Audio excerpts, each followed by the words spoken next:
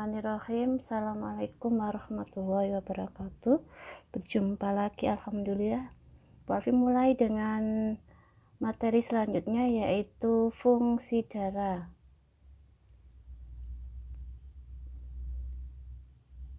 Ini animasi atau ilustrasi darah di dalam pembuluh darah. Bila pembuluh darah ini dibelah, maka di dalam cairan darah itu terdapat sel darah merah, sel darah putih, dan keping darah. Sedangkan plasma darahnya tak nampak di sini, tapi sesungguhnya plasma darah itu komposisinya terbanyak dari seluruh cairan darah.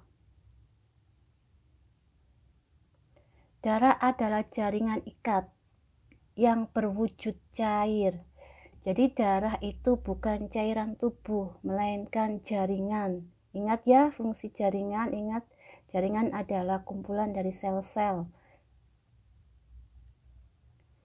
Apabila ilustrasi ini, apabila kita punya misalkan 10 mili darah yang dimasukkan ke tabung reaksi, kemudian disentrifuge atau diputar dengan mesin sentrifugal, sentrifuge khusus, maka bagian-bagian darah itu akan terpisah-pisah seperti gambaran ini. Yang bagian atas ini adalah plasma darah, warnanya putih atau bening biasanya seperti itu. Kemudian ada bagian kecil adalah darah putih, sel darah putih, dan keping darah. Yang bagian kecil ini antara plasma dan sel darah merah. Jadi bagian terbanyak dari darah adalah plasma dan darah merah, sel darah merah. Yang bagian kecil adalah keping darah dan sel darah putih. Jadi plasma darah itu komposisinya adalah 50%. Jadi kalau kita punya 100 mili darah, maka yang 55 mili adalah plasma dan sisanya adalah elemen pembentuk. Artinya apa? Bahwa sel-sel dan keping darah itu hanya terdiri dari 45 mili dari 100 mili darah. Yang 55 mili darah adalah plasma.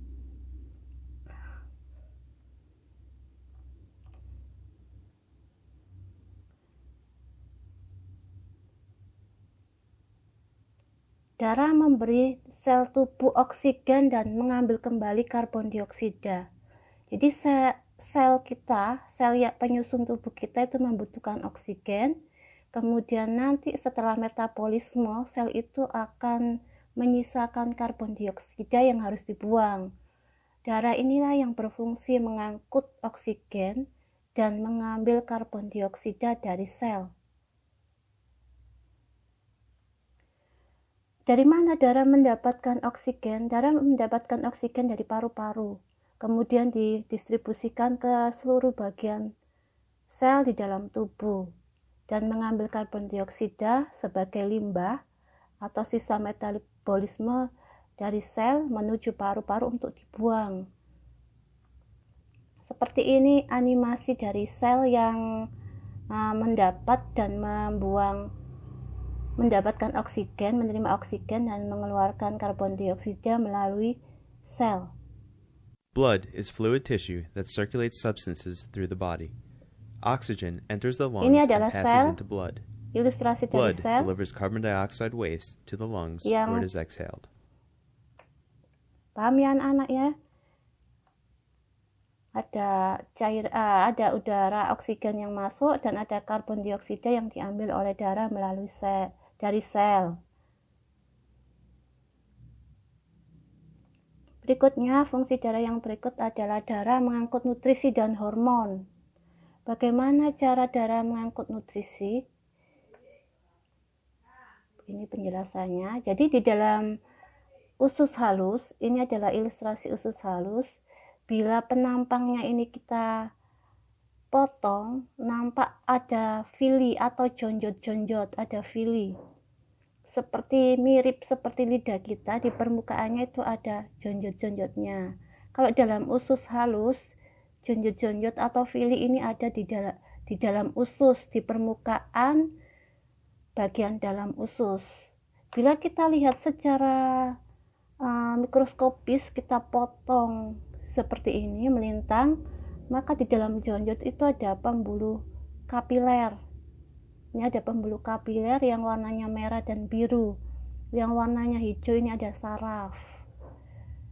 Dari sinilah, dari jonjot ini, nutrisi ini akan masuk menuju pembuluh kapiler dan dibawa darah untuk didistribusikan ke seluruh bagian tubuh atau sel di seluruh bagian tubuh. Jadi darah sangat berperan penting dalam fungsi pencernaan dan sistem endokrin. Jadi pencernaan kita itu tidak akan bisa, sel tubuh kita itu tidak akan bisa menerima nutrisi apabila tidak ada darah yang mengalir atau mendistribusikan nutrisi tersebut ke dalam sel. Jadi percuma kita makan kalau fungsi villi ini rusak, sehingga darah tidak bisa menerima atau menyerap nutrisi. Kami anak-anak, nutrisinya harus dalam bentuk glukosa, asam amino, vitamin, mineral, dan asam lemak. Nanti lebih lanjut akan Bu Alfi jelaskan dalam sistem pencernaan. Jadi misalkan kita makan nasi, maka tidak nasi yang diserap dan dialirkan, didistribusikan ke sel, melainkan harus dirubah dulu, harus dicerna menjadi bentuk glukosa. Paham ya anak-anak ya? Nanti lebih detailnya akan Pak Alfi jelaskan ke sistem pencernaan manusia. Fungsi yang berikutnya, darah mengatur suhu tubuh. Jadi suhu tubuh kita itu harus tetap di suhu 36, sekitar 36, tidak boleh lebih dan tidak boleh kurang. Maka darah inilah yang mengatur suhu tubuh kita supaya stabil. Bagaimana caranya? Ini adalah penampang kulit kita, epidermis kita. Di sini ada pembuluh kapiler, ini juga sama, penampang kulit. Jadi jaringan kulit kita dipotong secara melintang, bukan dipotong ya, animasi aja, jangan dipotong betulan. Ini tuh animasi dan memang sudah dibuktikan secara kedokteran. Bila dipotong, jaringan itu dipotong secara melintang, maka akan nampak di bawah kulit itu ada pembuluh darah kapiler.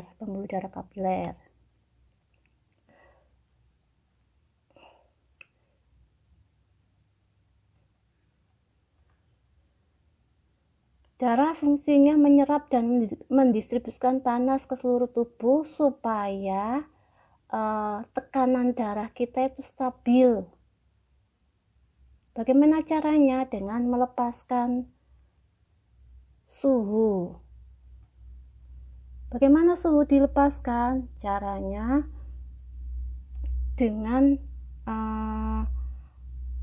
mengembang atau membesar. Pembuluh darah ini akan membesar sehingga dia akan mendekati kulit epidermis.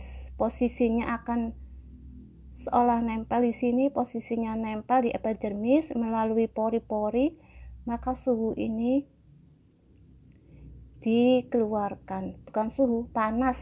Salah Bu Alfi. Apabila panas tubuh di dalam tubuh kita ini panasnya meningkat, suhu tubuhnya meningkat, seperti ini gambarannya, apabila suhu tubuh kita meningkat, maka pembuluh darah di bawah epidermis kulit kita akan melebar sehingga dia menempel ke kulit epidermis. Melalui pori-pori suhu panas ini dikeluarkan atau dibuang. Tapi bila kondisi normal, suhu normal, memang ada aliran panas dari dalam tubuh keluar tubuh, tapi hanya sedikit. Beda dengan saat suhu tubuh kita tinggi. Kalau kondisi normal, pembuluh darah kita akan mengecil dalam ukuran normal, sehingga suhu dalam tubuh ini yang keluar, bukan suhu, maaf ya, salah lagi, panas tubuh yang keluar ini hanya sedikit. Tapi kalau tubuh kita dalam kondisi suhu yang tinggi atau yang sangat panas, maka pembuluh darah yang ada di bawah pembuluh darah kapiler yang ada di bawah permukaan kulit ini akan melebar sehingga menempel pada epidermis. Panas lebih banyak dikeluarkan melalui pori-pori. Paham ya anak-anak ya?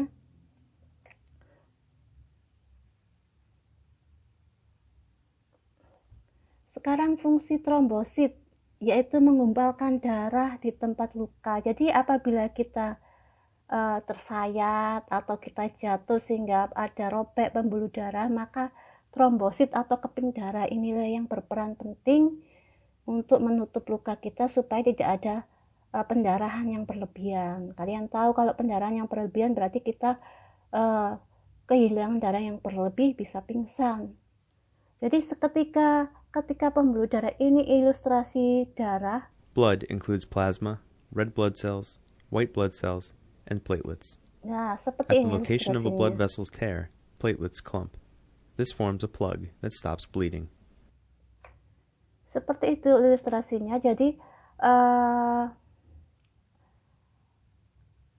plasma protein atau protein plasma ini membantu keping darah untuk menutup luka dengan cara menghasilkan fibrin atau serat-serat yang menutup luka. Seperti ini ilustrasinya, Pak ulangi lagi. Blood includes ini plasma, red darah, blood cells, white blood cells, and platelets. At the location of a blood vessel's tear, platelets clump. This forms a plug that stops bleeding. Tadi ada sayatan yang ditutup oleh keping darah, dibantu oleh protein plasma. Jadi bekerja sama antara trombosit, keping darah, dan protein plasma membentuk fibrin atau benang-benang fibrin yang menutup luka. Paham ya anak-anak ya? Selanjutnya, darah membawa produk limbah ke ginjal dan hati. Ini penampang melintang dari ginjal. Di dalam bagian ginjal yang kita sebut dengan medula, itu ada gulungan pembuluh darah kapiler yang nanti di gulungan pembuluh darah kapiler ini ada proses filtrasi atau proses penyaringan darah. Jadi darah yang mengandung limbah, yang membawa sisa-sisa metabolisme, racun yang harus kita buang, akan disaring di medula. Limbahnya masuk ke dalam ginjal, darah yang sudah bersih kembali lagi ke pembuluh darah, dimanfaatkan lagi oleh tubuh.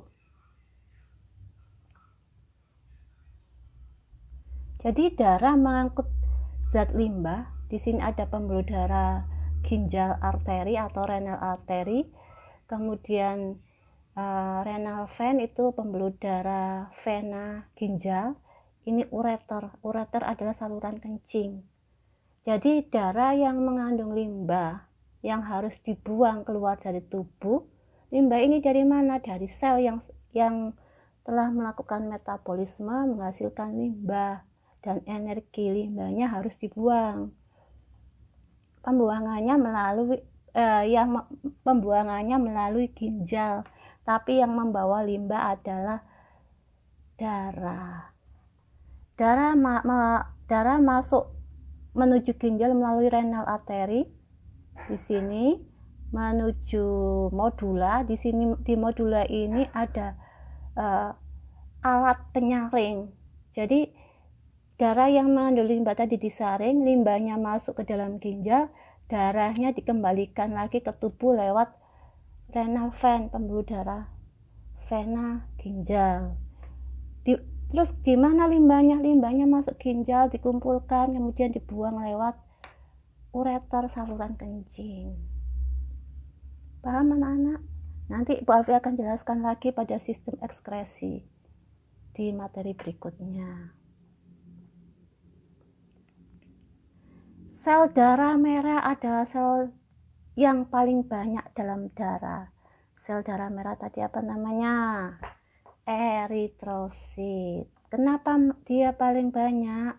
Karena dia berfungsi mengikat oksigen melalui hemoglobin. 55% plasma dan 45% elemen yang terbentuk. Jadi 45% itu terdiri atas sel darah merah, sel darah putih, keping darah, sudah Bu Alfi jelaskan tadi. Dan yang dari 45% ini yang terbanyak adalah eritrosit atau sel darah merah yang fungsinya mengangkut oksigen. Kalian sudah tahu sendiri oksigen sangat penting bagi kehidupan manusia. Bentuknya seperti bentuk sel darah merah atau eritrosit itu seperti cakram ini, bulat seperti cakram, pipi fleksibel sehingga mudah sekali melalui pembuluh-pembuluh kapiler yang sangat kecil, bikonkav cekung dan datar dan bikonkav datar. Jadi permukaannya ada yang datar, ada yang cekung, kemudian dengan tengahnya itu membulat. Bismillah, semoga kalian paham dengan penjelasan Bu Alfi. Bu Alfi akhiri. Wassalamualaikum warahmatullahi wabarakatuh. Satu lagi fungsi darah yang terakhir adalah yang juga sangat penting, yaitu sel darah putih atau leukosit. Fungsinya melawan penyakit.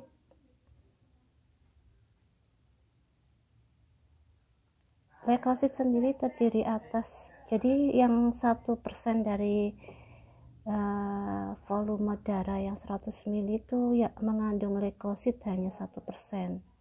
Jadi 100 ml darah tadi yang Bu Alfi contohkan tadi itu hanya mengandung 1% dari leukosit. Pada leukosit sendiri terdiri atas ada eosinofil, basofil, monosit, neutrofil, limfosit, dan limfosit juga terdiri atas 3 lagi yang tentu masing-masing memiliki fungsi tersendiri. Lebih lanjutnya nanti akan Bu Alfi jelaskan ke materi berikutnya. Jadi intinya sel darah putih ini berperan dalam pembentukan antibodi dan melawan penyakit yang menyebabkan infeksi dan peradangan. Jadi meskipun volumenya hanya 1%, tapi jika tubuh kita sehat, kemudian maksudnya daya tahan tubuh kita kuat, tiba-tiba kita terinfeksi suatu penyakit seperti virus corona, maka yang 1% ini akan dengan cepat berkembang biak menjadi lebih banyak lagi untuk membunuh atau memakan, istilahnya memakan dari virus corona yang masuk dan berusaha menginfeksi tubuh kita. Intinya daya tahan tubuh harus diperkuat dengan hidup sehat. Pak Alfi akhiri, sekian. Assalamualaikum warahmatullahi wabarakatuh.